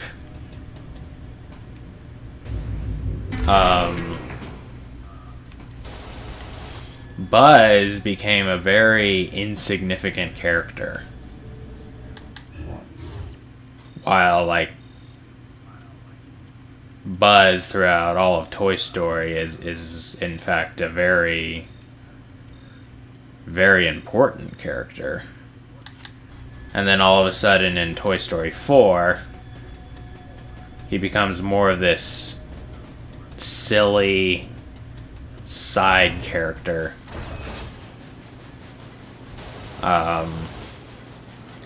Who has no idea what to do. Aside from him just constantly pressing his own buttons and trying to, or just using that as his means of figuring out what to do next. It was kind of a funny concept, but it was like, come on, that's not what Buzz is. That's, like, Buzz has a plan for everything.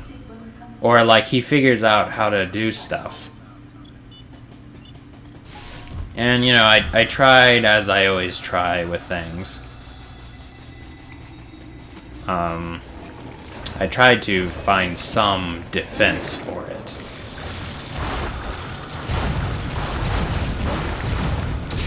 And, well,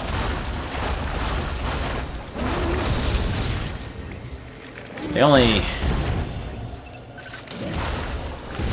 defense I really had for it was that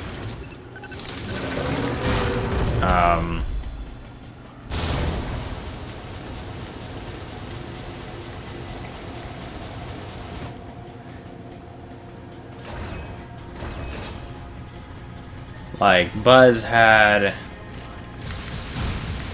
like, he was a man without a mission in Toy Story 4.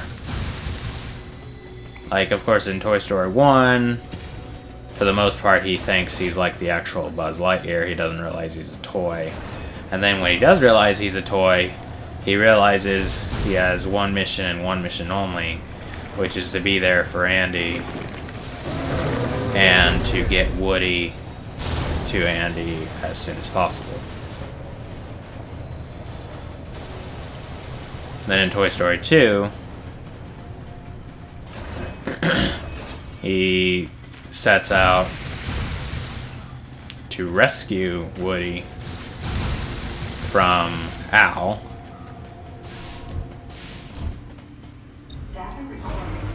And then in Toy Story 3, at first he's like, okay, well, you know, we'll just stay here or whatever.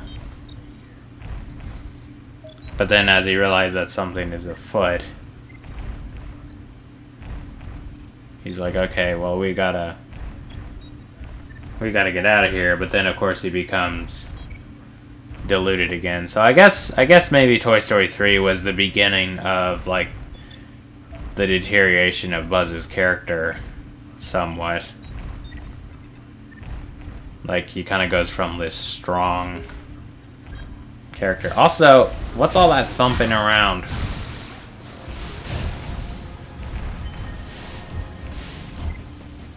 Oh, it must be the Gigafrog that's in here.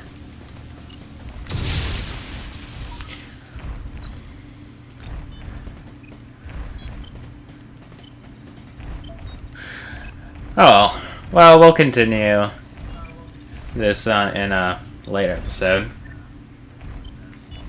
Maybe the next episode will be the finale.